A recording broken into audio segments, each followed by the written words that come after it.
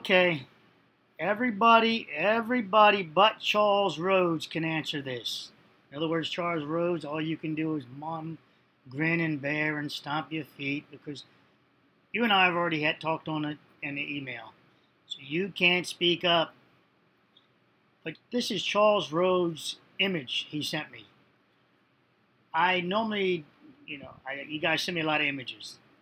But Charles Rhodes, with a little bit of adjustment here, has gotten my breadcrumb and made a nice sandwich out of it.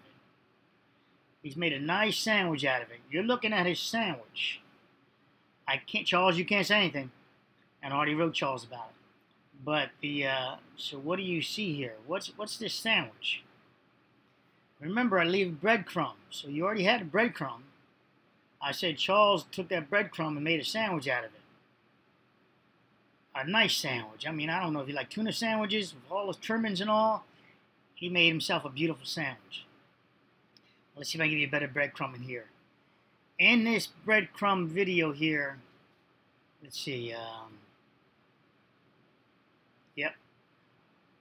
One item doesn't belong. And we'll say, oh, this is going to be good. I'll make sure I don't give it away too much. In this breadcrumb video, 3 items don't belong. And it would have been part of my final video to you. Charles, you'd be able to overlay what Charles has in here.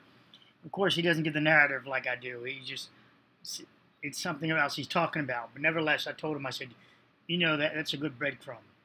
He was pointing about something else. With that said, I said, Charles, so I wrote him back.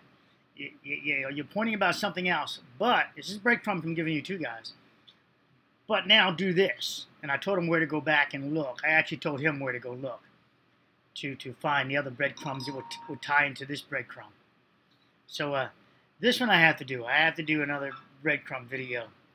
So you guys like challenges. Charles can't speak up. Charles can say, oh, looks nice. That's about it. Charles, you're on silent mode. But, oh yeah, now you got the knowledge too, Charles, of the other stuff. So you got to pretty much, I guess, just be complimentary because now you got the knowledge. Charles has the knowledge to the secret end. Doesn't quite have the full path, but he's got the knowledge. So Charles has to keep quiet, but now you guys, in this image, is the secret end. The part of the secret end, let's put it that way. It's everything I talked about.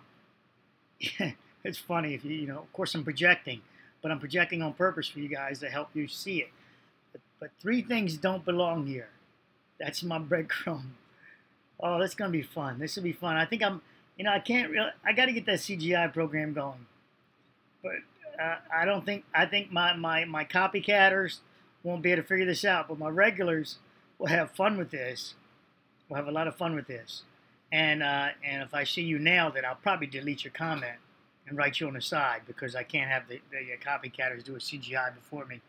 I got to do a CGI. All right, so what else can I say? Trying to give another tip.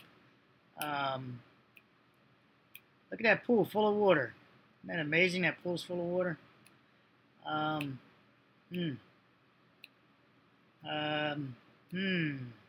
Come on, tip. I'm clicking my fingers, guys. Oh, let me just say a couple of people. Sigma male versus alpha male. I am not an alpha male. I'm a sigma male.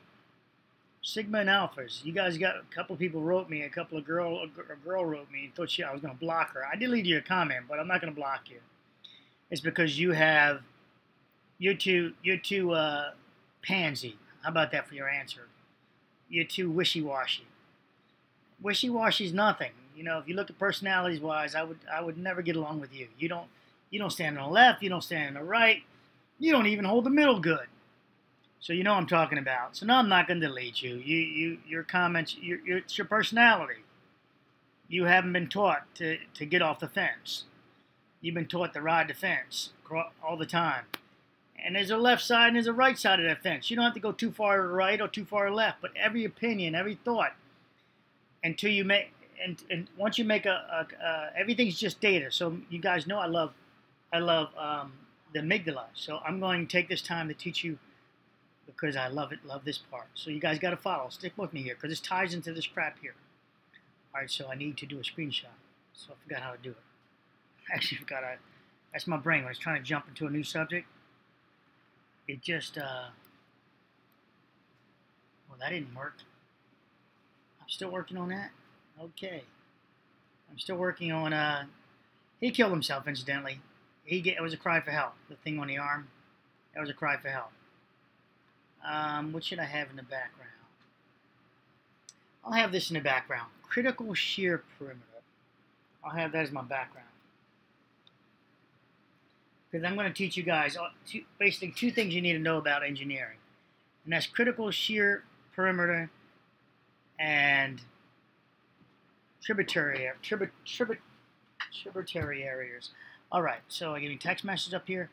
So I'm going to do this. I'm going to say amygdala is a petty bitch. Okay, petty. I can't spell, incidentally, so I don't know how to spell petty.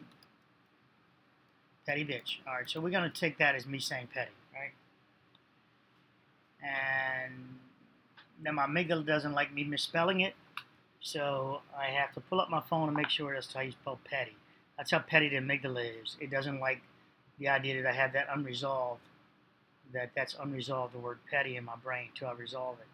So what do I go? I go looking for confirmation. That's what we're doing here. I told you it's all going to tie in. Just bear with me. You're going to hear me think out loud, and then you're going to understand how the brain works. Petty definition is of little importance. And it is a petty bitch, meaning it's of no importance you think, but it is. Now, so everything is 3 columns. So everything will be 3 columns. One, we'll beef that up for sure. We'll make it this dark color, and we'll beef it up to here. Well, that's great. It looks like I'm stuck with that damn thing still. And the chatter marks. I'm clicking on it. Let's see what happens if I do solid. Oh, it's gone. Good. Delete.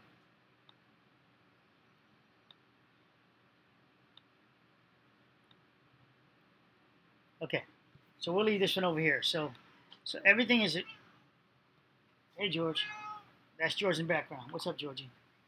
You're in the next video. You're in the next video. So, Professor George, yes. All right, so conclusive files, right? Conclusive files.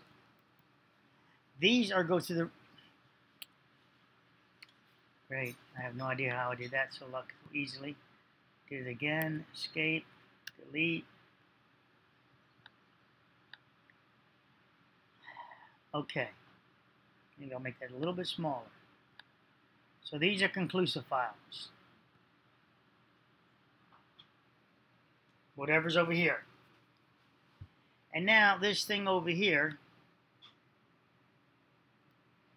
our texts are protected. Protected files. Okay? So these conclusive files are protected files. You know what that means? That means that if I'll give you a protective file. Protective file is, well, how do I do that? A protected file is anything you have a conclusion on. Excuse me. Anything you have a conclusion on. Anything you own. So once you have a conclusion file, it's something you own. And this includes you driving down the road, you create a space between the car in front and the car in back of you. I'm sorry, the car in front of you. And you're that car in back, right? You didn't know it, but you just made something you own. You didn't know it. You just made something you own. And you own that space because you created it. You backed off your gas and you maintain that space. When someone puts on a turn signal to take that space, you then all of a sudden do the craziest thing. You might speed up to stop them from getting in. And why? Because now it's a danger to you actually tailgating. It's because your amygdala took over and it's protecting something you own. And that was that space. But the problem is the person to the, say, this side decided to put on a turn signal. They made up their mind that they're going into that space between your car and that car. And when you speed up, they all of a sudden, instead of going, oh, cool, I can get behind them now and get over there. Nope. They made up their mind. They didn't know it. Subconsciously, they already made their mind. They own the space between that car and your car. And so then they speed up trying to get inside that spot, that same spot. What's up, George? Trying to get into that spot, but you now brake checking each other. I mean, doing thing and fighting and cursing each other, and somehow it ends. Now, some of you say, well, I don't do that. I let the car in. Okay, then you let it in. Why? Because you have a file that says own that let people in. But watch this. You ever brake check somebody? Somebody rides up on you from behind and riding up on you, and then, you're starting to get a little anxious and you brake check them. Why? Because you also own this space behind you for safety. It's your safety cushion. And this person is attacking your safety cushion by riding your rear end. So you brake check them to get them off of something you own. That space behind you own even. All right, so driving down the lane, you may drive on this car over here. This car may come pretty close. You honk the horn at them because you decided you own this part of the lane, but maybe you also made a mistake and decide you own part of their lane too. Maybe that much of it. And when they come this close, all of a sudden you get to honk at them because they're too close for you because you didn't know it, but you decided you own that part too. All right, so how does this tie in? We come here. Data means nothing. Data means nothing. It's not owned by, this is data over here. These are data points, right? Data is nothing. It means nothing. It's like me saying, before you know what tributary area is, I say tributary area. You're like, okay, that's just data. I say critical shear perimeter. You go, well, that's just data. It means nothing. But now that you know what critical shear perimeter means and tributary area means, which Professor George is going to talk to us about tributary areas around 3:30 today. Well, I don't know. This video will go up after, so you already talked to us about it. So we're talking about George the cat. So so this color, for example, right here. Oh, that's the wrong one. This color right here, let's call it. This color circle that I'm circling around, not the circle. Oh, yeah. The color in the center. What color is that? We all would probably say it's the color red, depending on your computer screen, etc. It looks like red. Maybe it looks a little orange to you, but let's call it red, right? So for $1,000, can I get you to call this color red the color yellow and mean it? That means you can't joke, you can't laugh, and for the rest of your life, whenever you see this color for $1,000, you're now going to say that's red. I'm sorry, you're going to say it's yellow. You can't do it because you have a conclusive file made up. You learned what the conclusive file of red looks like. And so when someone says to you this from the same data, so we all have the same data, this is supposed to be red. And if someone calls out green, oh yeah, that's a nice color green, you look at them like they're a little crazy. At first you're trying to take on data on why would they call it green, what are they looking at, and you're trying to quickly race and get data to see what are they looking at. Once you find out that they really think it's red, this red is like a green, and they're not colorblind or something else like that, you then make a conclusive file that this person is trolling me or they're just nuts. They can't tell colors or something, but you discount their data as them being something's wrong and their data goes to the trash can. Okay, one reason or another. Now, let's talk about personal life. Your personal life, you put the keys down on the table somewhere, and when you come into the room the next day, your girlfriend, boyfriend, whatever, move the keys over a little bit, just a little bit. Now you snap because you knew you put your keys here and they put the keys over there or something around the house. You snap. Why? Because the amygdala is a petty bitch. Where you put your keys just became something you own. You put it there, it's a conclusive file, my keys are right here. The other person, not knowing that you had an own file where the keys were, they came there, they were looking for something themselves, push your keys out of the way, decide, I'll put them in the drawer. And they throw them in the drawer. And they, whatever, they want to clean off something. And they throw them in the drawer. And now you're fighting over something so stupid, like that movie, which some people call it they're compulsive, right? And they're hard to get along with. Well, that's because they make too many damn conclusive files on almost everything, such as the plates have to be a certain place. The spoons have to be a certain. They're making it for everywhere because they're trying to get control in their life and maintain control. And their amygdala is really fired up, not accepting that maybe we can put the plates somewhere else. Maybe it's okay. Maybe it's not as bad. So all we do with this forensic analysis is we just gather data. We don't make a conclusion. We can make some conclusive files, what we think might have done it, and we can start eliminating them to try to prove if it's in a data file.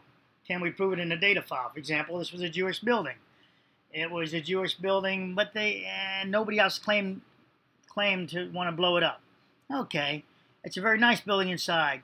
So you look at it again, and then the Jewish military comes over, which probably someone would probably Secret Service, if you will. Now they come up with there's nothing nefarious here. We don't have to worry about that. This is not the Palestinians, if we will. We can go down that line real quickly. So it's just check marks, right? You run it through there. You run it through the data. You see if you can make it work. It doesn't work. You shit can it. But you ran it through. This was you get the data, and you start running it. And now wherever it conflicts, you need to stop and figure out, okay, it doesn't work now. I got to stop. I got to back up a little bit, and I got to make it work again. But this is going to work with again. So everything is just data means nothing. So text, this means data means nothing. It means nothing. It's just data. All right, escape that. Delete. It means nothing. It's besides. Hold on, there's besides to that. It means nothing by itself because it has no. You can make multiple conclusive files with the data also, and then you run the data again, and you see which ones you can start eliminating. Once you do it, it becomes own, and this becomes a bias. So owned files become a bias. Okay? So anything you own becomes a bias. So you may not like your neighbor, but if someone goes to your neighbor's house that you don't like, the neighbor that you don't like, and you would actually probably protect that neighbor because you didn't know it, but you actually own your neighbors to a degree through association by being around each other, protecting the area, etc. A car going up the street that's strange to you, you look at it like a damn watchman or something, however you want to look at it. I was using an English term on that one for you guys because I have people from all around the world, right? So own files become biased. And now there's nothing wrong with them just as long as you realize they're your biased files. For example, I put my keys down. I want my keys to be there. But it turns out my keys can move on their own because I lackadaisically put them here or there. I got nice hooks for them and all, but that hook is not really, when you run into the house, you keep going, the discipline is not there to take the keys out of the bag, because I put them in a bag sometime, my bag, and take them out and hang them on the hook. I have multiple bags, so then the keys now it's a hunt to where my keys are. That's why I said I would have died in this building looking for my keys, because I would have surely thought I was taking the car out. But or I would have been evaluating, looking for the level to see how big the cracks are. Data means nothing. So data is just that. The moment data means something, it's a conclusive file. So if you want to know if you're dealing with data or a conclusive file, realize that if it means nothing, it's just data. If it's a conclusive, if it means something, it's over here. If it's over here, it's partially protected or fully protected by the amygdala. The amygdala doesn't just protect you physically, it protects your mental conclusive files. So, some people, to protect themselves, they ride on top of the fence. They get on top of that fence and you got one of those poles, what do they call it, the people tight wire, and they walk up top of the fence. All right, they don't go on the left, not one little bit. They don't go on the right, one little bit. That's their style of living. But then that same person had a conclusive file that I must ride the fence with them. So they tell me that I should disregard that, da da da da, and it's a little selfish on their part because I should release the data now. Yeah, that's a lot selfish on your part because you're not thinking you're thinking of yourself, and you've discounted the data and tying it all together. You've already made your conclusive file on that. All right, so riding the people that ride the fence. Look, you don't really ride the fence, do you? You want everybody else to jump in the middle on the fence with you, or not. You know, they all have to be on the fence with you. You don't have to be on my fence, my side of the fence, or there. You can be on the opposite side of the fence. I gave the guy a compliment about his mic and his voice. A lot of you guys hate his fake voice, you call it. Yeah, I get that. And you hate I like it, and the mic is part of it too, and you adjust settings and things like that. But it's part of his marketing, and it works. I knew a guy named I won't say when I want to say his name, I want to say his full name. You ever had somebody's name you say all together, the full first name and last name? Well, I want to say Frank's full name. That's weird. That's an amygdala thing. So Frank, he was a newscaster. He had that voice. He just put it on like that. It was beautiful. It was beautiful. I mean, a commercial guy. They would hire him for commercials. It was beautiful. I know another young guy too. Same thing. He put on his voice too. It is a voice that you put on. All right. Protected files. It's able to pronounce each word very clearly and precisely. It's unique because it's that same voice that they use. It's a trick, if you will, for the mind. All right. So own files become biased. Anything you own become biased. Once you realize you have own files, realize they are a bias, and see if, in this case, see if we can support it in multiple ways. In my case, I'm already down to the cardboard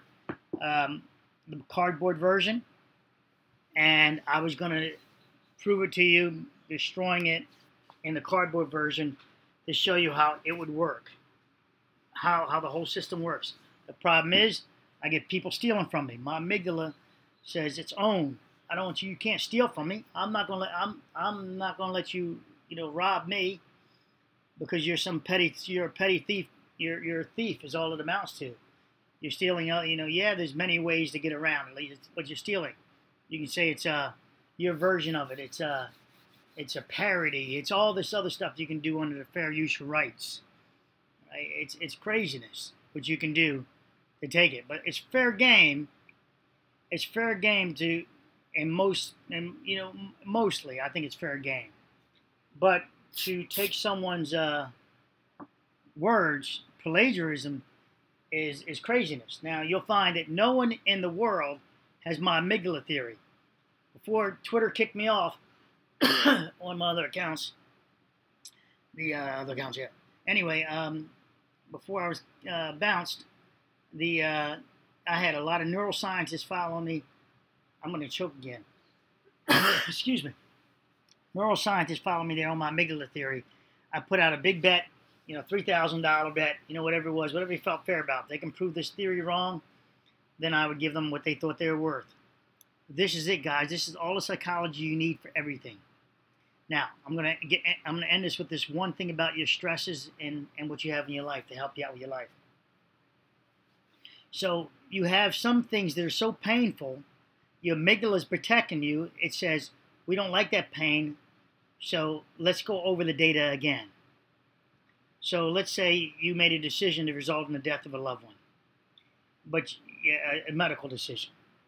So but the death is going to happen again. So the answer, whatever you're going to run this data, but you're going to be truthful. Your amygdala won't let you lie to yourself.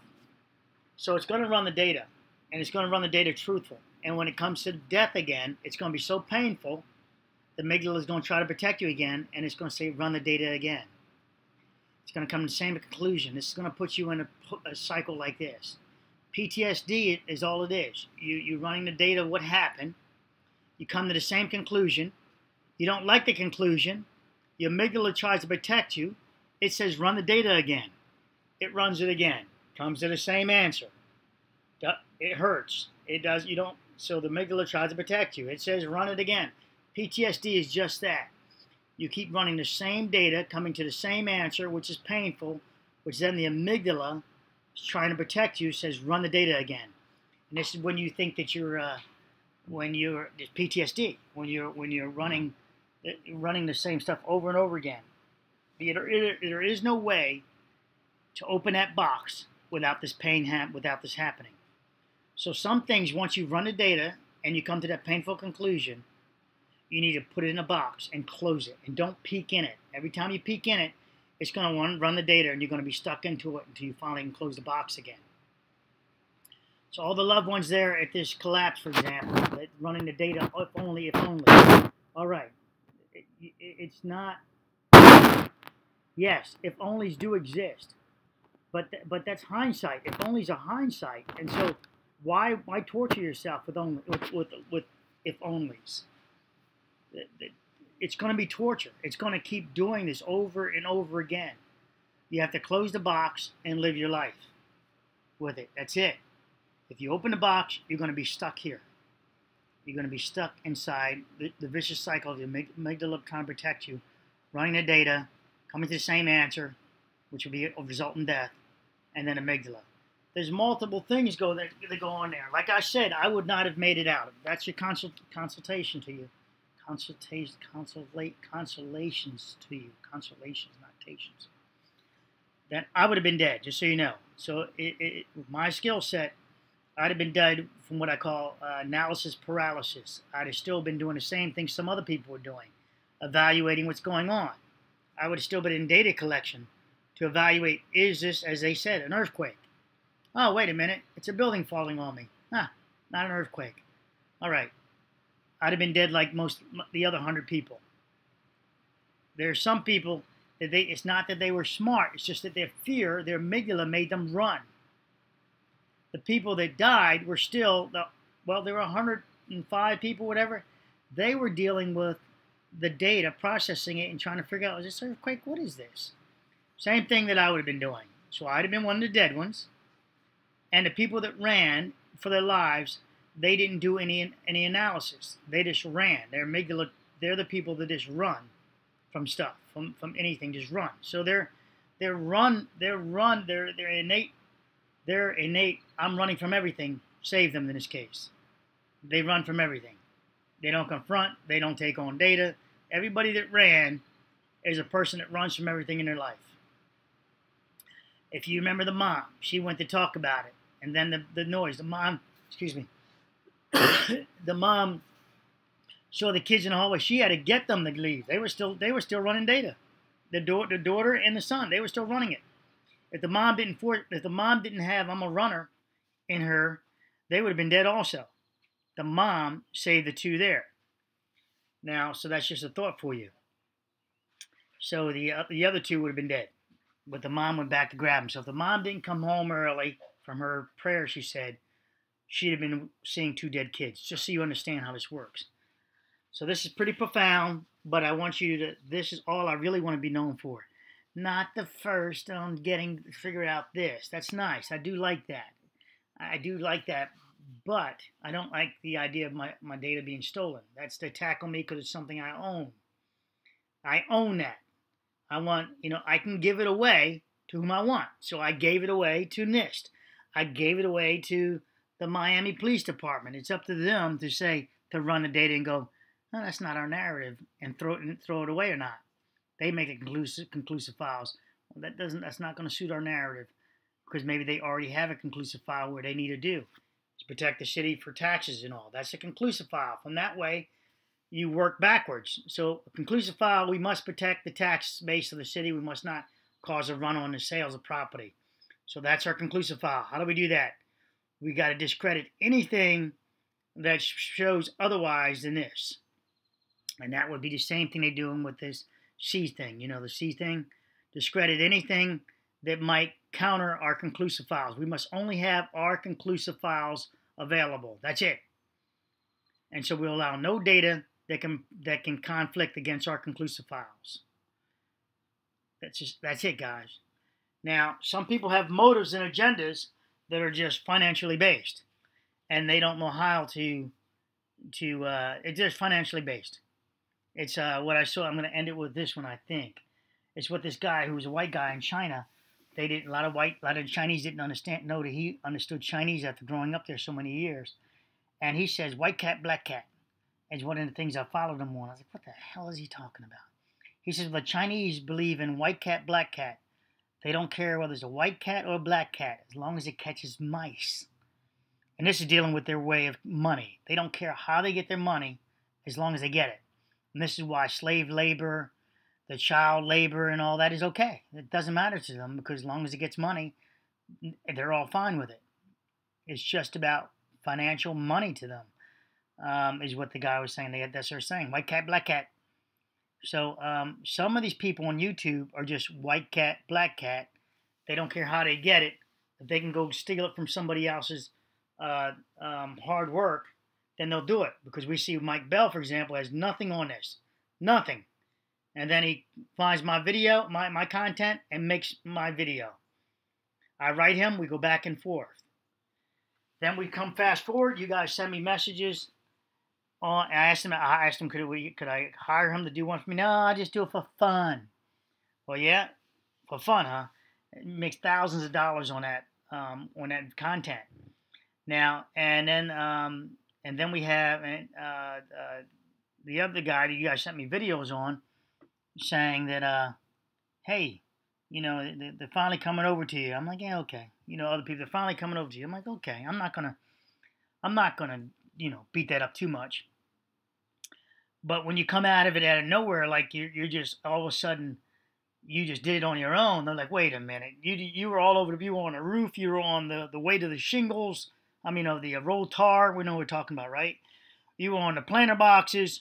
You were everywhere, but not one witness. You know, you're leaving away. The witness statements mean nothing. You're still saying roof post tension failure, then deleting those videos, all this stuff. That guy, right?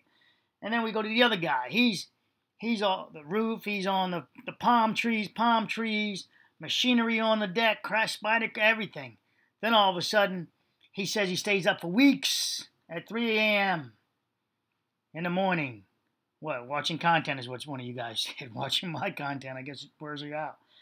And next thing you know, he comes up with the exact, not one, but in one video, both of my location plus both of my locations, my failure, and next you know, all we need now to add the rest of the attack would be now to if I give out the last part to do that, and then some of you think some people try to gaslight me, going, well, maybe he came to the same conclusion as you did. Mine's supported by data, as you guys said. Many of you said. His is just supported by fly in the sky. It just came to me just now, and I posted a video just now. It came to me after weeks of, nope, because looking at your data, it says you were all about the palm trees. You were all about the cracks in the deck. You were all about the cones. You were all about the front of the building. Post hoc. I taught you guys that, right? And some of you already know what it means. Jamie knows for sure. It means just because of one thing doesn't mean related to another. So you see the building collapse. It got to be by the building that did it. And then I show how it's actually using the witness statements. We get there from there by using the pool deck, and then we just need to find the why. And I have more to the why, but that's the part I'm holding out until I get my digital going. But this video is my teaser for you, and this is also my chance to teach you about the amygdala and help you in your life with this. And you fence riders, oh gosh, please don't comment on my videos. Fence riders, I have no respect for fence riders. On top of the fence, ugh. You'll have to just keep quiet or just say hello. You know, I'll take it back because I have a conclusive file. I need your comments. Please comment. Just say fence rider, and I'll be like, I'll get such a kick out of that. And I'll actually comment to you on that one positively, of course. But if you're a fence rider, just say fence rider, all right? That you can't take left or right. That you just ride the fence. But I need to comment for the algorithms. Thank you. Bye. Oh, a lot of you guys, I see your comments teaching me how I got to improve my videos as far as I'm supposed to ask for comments in the video. I think I just did it too late and wrong, but, well, I did.